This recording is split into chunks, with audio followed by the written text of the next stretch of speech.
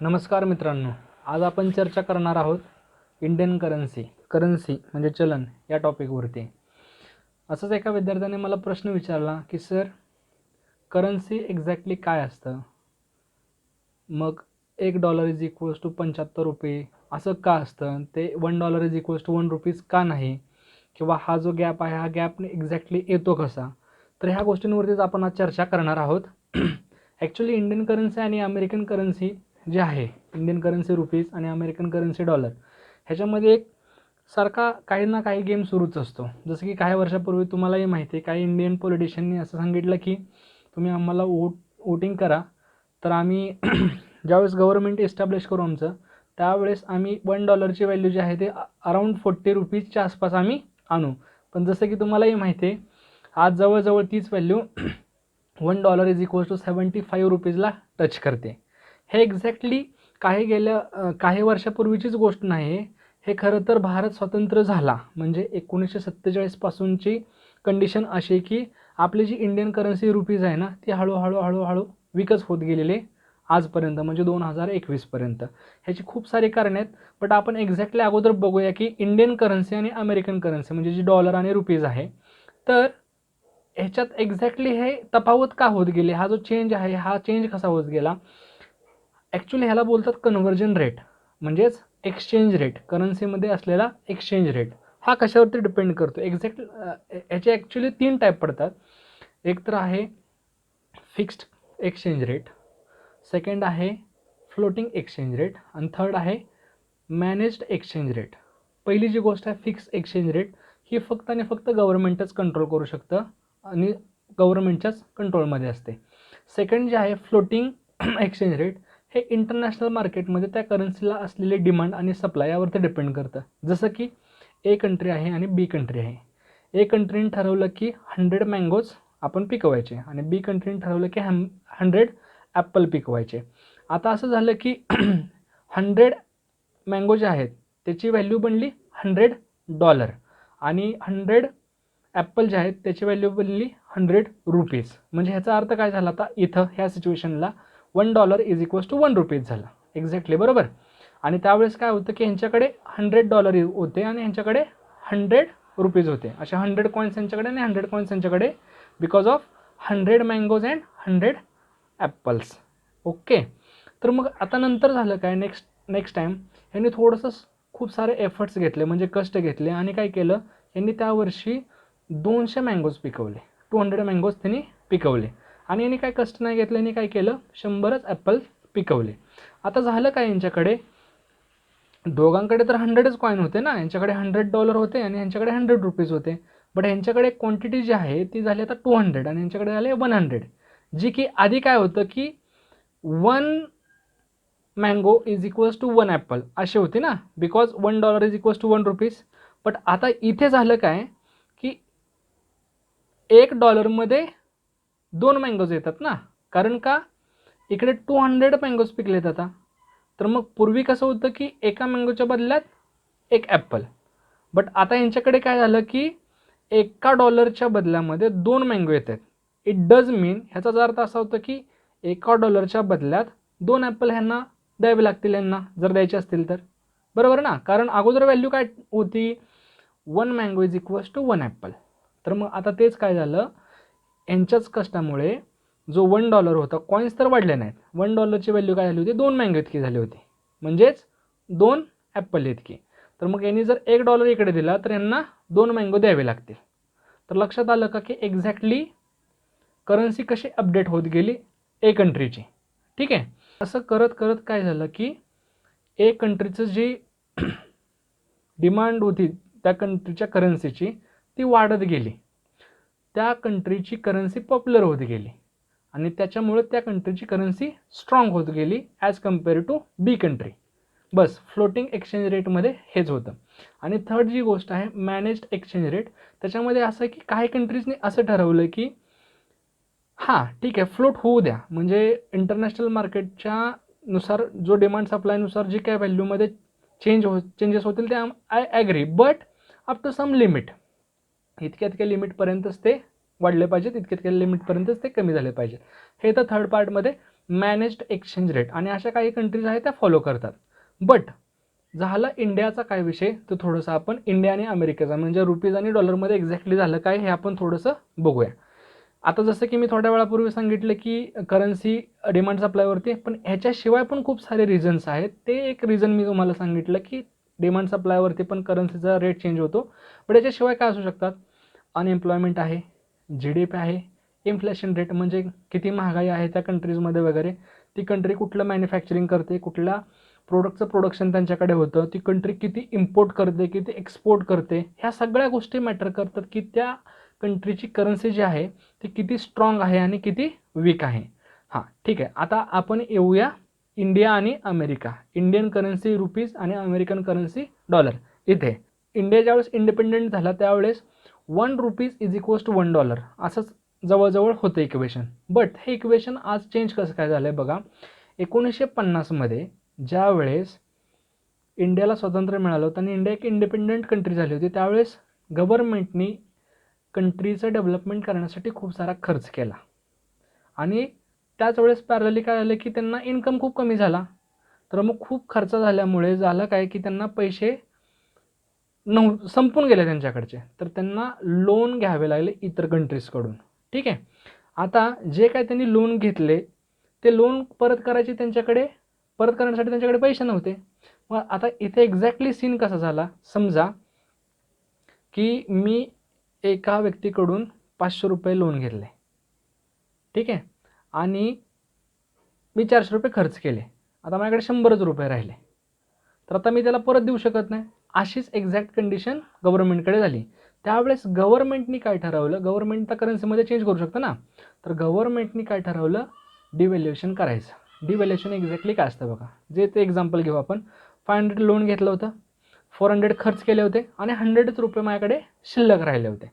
मग आता झालं काय, मी गव्हर्नमेंट आहे, मी काय विचार केला की आता आपण करन्सी खूप साऱ्या प्रिंट करूया, म्हणजे प्रिंटिंग खूप सारं वाढवूया, डिव्हॅल्युएशन करायचं. ते एक्झॅक्टली काय होतं बघा, करन्सी खूप सारी प्रिंट करून झाली, खूप साऱ्या प्रिंटिंग झाल्यामुळे काय आलं, सप्लाय वाढला. सप्लाय जर वाढला तर व्हॅल्यू काय आली, कमी झाली. म्हणजे आता स्टेजला काय झालं, ह्या स्टेजला ज्यावेळेस सप्लाय वाढला आणि व्हॅल्यू कमी झाली, ह्या स्टेजला काय आलं की 1 रुपयाची जी व्हॅल्यू होती अगोदर ती आता ₹10 इतकी झाली.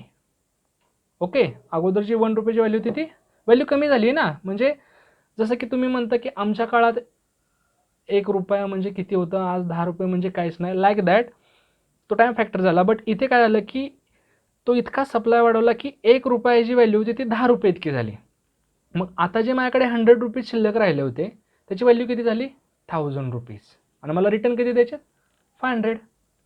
मग मी ते 500 विथ इंटरेस्ट जरी पकडलं, 600 जरी दिले तर माझ्याकडे ₹400 राहिले शिल्लक. ह्याला बोलायचं डिव्हॅल्युएशन. हे कोणी केलं, गव्हर्नमेंटनी केलं. ठीक आहे, आणि डिप्रिशिएशन एक दुसरी गोष्ट राहते ज्याच्यामुळे पण व्हॅल्यू कमी होते, बट ते एक्सटर्नल फॅक्टर्समुळे जर झालं तर त्याला डिप्रिशिएशन बोलायचं. आणि गव्हर्नमेंटने हे सप्लाय वाढवला तर तो झाला डिव्हॅल्युएशन. ह्या दोन गोष्टी वेगवेगळ्या आहेत, बट नेट इफेक्ट जो त्यांचा कन्क्लुजन जे आहे ते सेमच आहे की व्हॅल्यू कमी होते. आता पुढे जाऊन असं आहे की 1950 नंतर ही अवस्था झाली. हे 1960 1970 काय होत गेलं की इंडिया पाकिस्तान झालं, इंडिया चायना झालं, यामध्ये खूप साऱ्या वॉर्स होत गेले, खूप सारे खर्च झाले, खूप सारं आर्थिक नुकसान झालं. त्यावेळेस परत अजून काय करावं लागलं, यांना लोन घ्यावं लागलं. तर 1970 येईपर्यंत ही गोष्ट जवळजवळ इतक्यापर्यंत पोहोचली होती. गव्हर्नमेंटने ते जे डिव्हॅल्युएशन केलं होतं ना, ते इतकं झालं होतं की $1 इज इक्वल्स टू ₹7 पर्यंत आलं होतं. मग आता इकॉनॉमी बूस्ट करायची तर फॉरेन कंपन्या यायला पाहिजेत. आता फॉरेन कंपन्या यायला लागल्या. काय यायला लागल्या, तर $1ची व्हॅल्यू ₹7 होती ना, म्हणजे त्यांना इकडे इन्व्हेस्टमेंट करणं खूप इझी जात होतं. कारण $1 म्हणजे ₹7 होते त्यांच्यासाठी. म्हणजे $1 दिला तर ₹7 सारखं होतं. म्हणजे इंडियामधले जे लेबर्स आहेत त्यांना एकदम अफोर्डेबल होते, म्हणजे एकदम चीप लेबर्स अवेलेबल होऊ शकत होते, म्हणून त्यांनी इंडियामध्ये इन्व्हेस्टमेंट केली. हे 1970 बिकॉज ऑफ डिव्हॅल्युएशन. गव्हर्नमेंटने केलेली डिव्हॅल्युएशन. हे 1970ची गोष्ट. पण 1973ला परत काय आलं, ऑइल क्रायसिस आला. ऑइल क्रायसिसमुळे काय आलं, परत पैसा संपला, कारण का इंडिया खूप सारं ऑइल इम्पोर्ट करतं आणि त्यावेळेस खूप महाग लागल्यामुळे परत पैसा संपत आला आणि परत त्यांना काय करावं लागलं, लोन घ्यावं लागलं. परत ह्या सगळ्या गोष्टी होत गेल्या.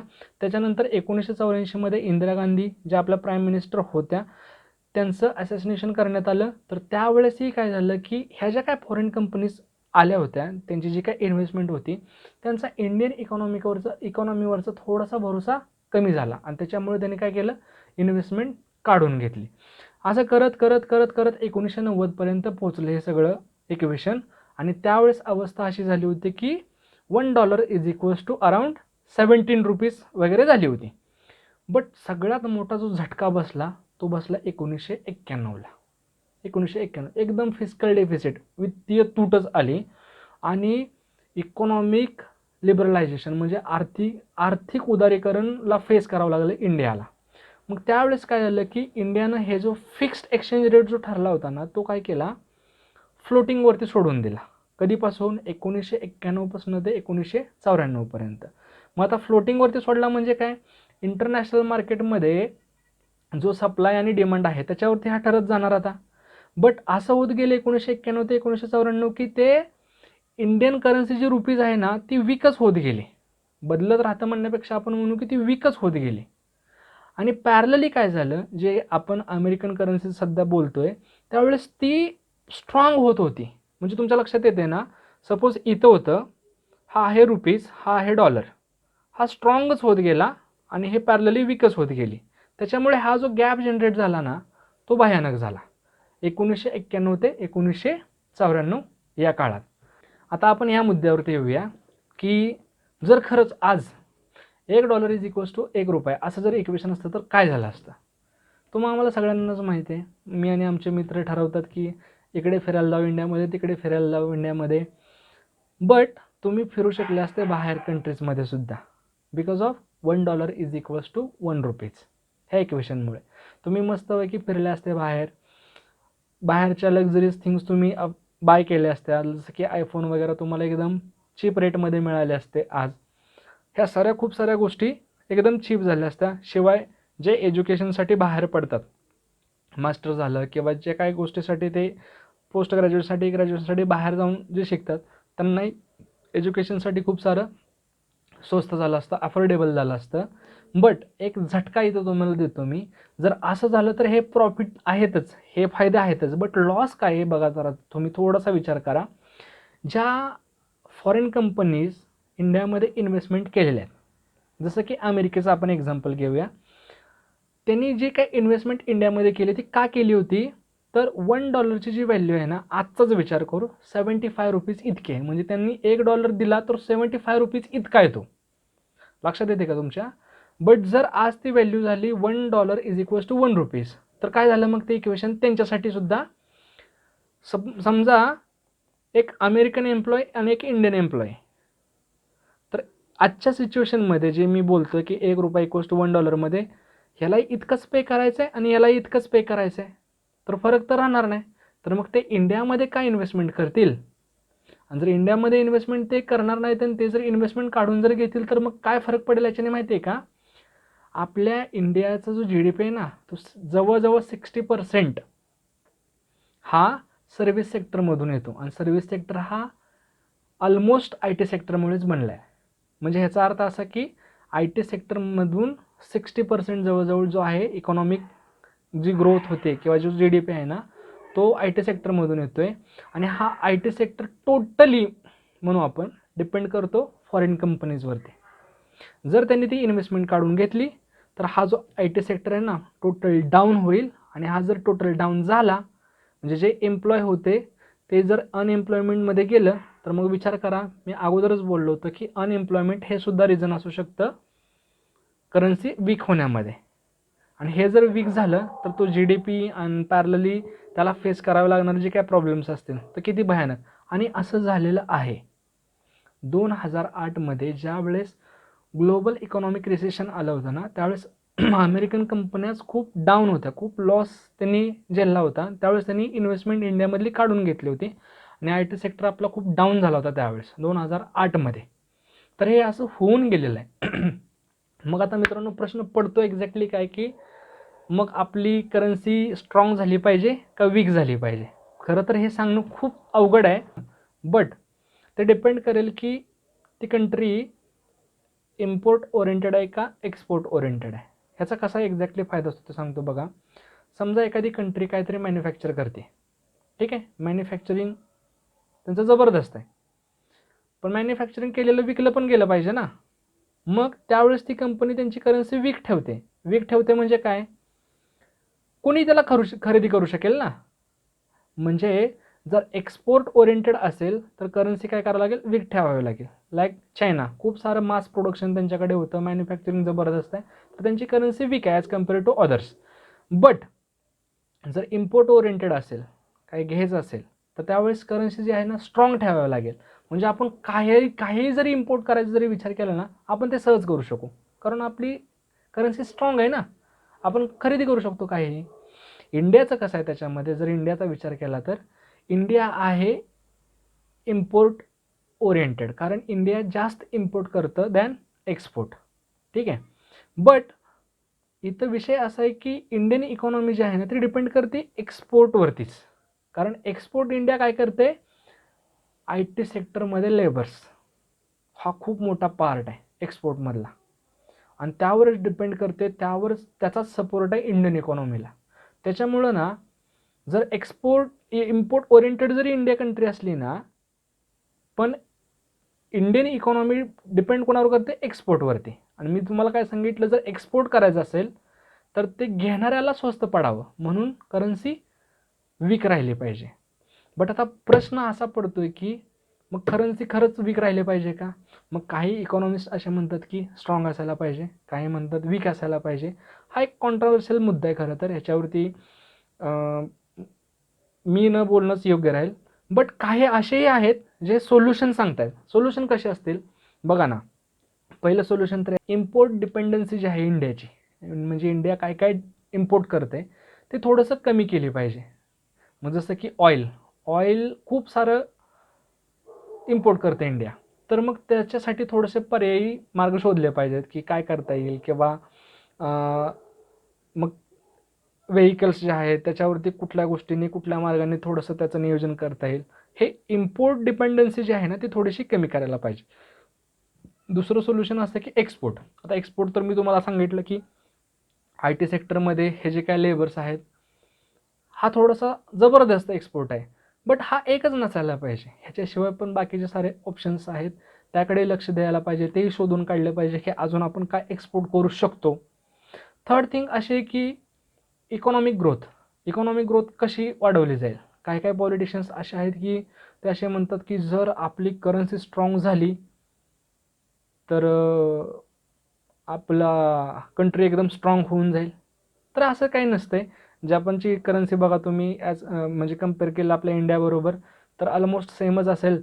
आणि जपान बघा आज किती डेव्हलप कंट्री आहे, किती स्ट्रॉंग कंट्री आहे. तर मग असं काय नाही आहे की इकॉनॉमिक ग्रोथ करन्सीवर डिपेंड करते. आहे थोडंसं त्याचं कनेक्शन आहे, बट करन्सी स्ट्रॉंग असेल तर कंट्री स्ट्रॉंग असते, याचं काय त्याच्याशी घेणं देणं नाही. आणि फोर्थ थिंग असे की कंपॅरिझन, म्हणजे जसं की हे असं होतंच का की रुपीज डॉलरच्या तुलनेत थोडंसं कमी आहे, पाऊंडच्या तुलनेत थोडंसं कमी, म्हणजे हे एक्झॅक्टली का करावं लागतं, का होतं. तुम्ही रुपीजला जर रुपीजशी कम्पेअर केलं तर ते व्हॅलिडच राहणार नाही ना. जसं की समजा उद्या आपलं गव्हर्नमेंट म्हटलं 100 रुपयाची जी नोट आहे ती 1 रुपया कन्सिडर करा, ती काय करा, 1 रुपया कन्सिडर करा. आणि मग त्याच्याने काय फरक पडेल, समजा माझ्याकडे 100 रुपये सेविंग आहे, ते सेविंग काय कन्सिडर होईल थोड्या वेळाने, 1 रुपया सेविंग कन्सिडर होईल. समजा मीच आहे, मला पेमेंट आहे 1000 रुपीज, पण ते काही टायमिंगनंतर जे काही अनाऊन्समेंट केले त्याच्यानुसार ते काय होईल, 1000 रुपीज पेमेंट असणारा मी, माझी पेमेंट किती होऊन जाईल ती परत फक्त 10 रुपीज. म्हणजे जर आपलीच करन्सी आपल्याबरोबर जर कम्पेअर केली तर त्याचा काही सेन्सच नाही आहे. त्याच्यामुळं रिलेटिव्हलीच बघितलं जातं करन्सीला with respect to other countries currency. म्हणून हे जे आहे ना सगळं फॉर्म्युला करन्सी टू करन्सी असा बनतो. जर व्हिडिओ तुम्हाला आवडला असेल तर नक्की लाईक करा, शेअर करा आणि सबस्क्राईब करा. धन्यवाद.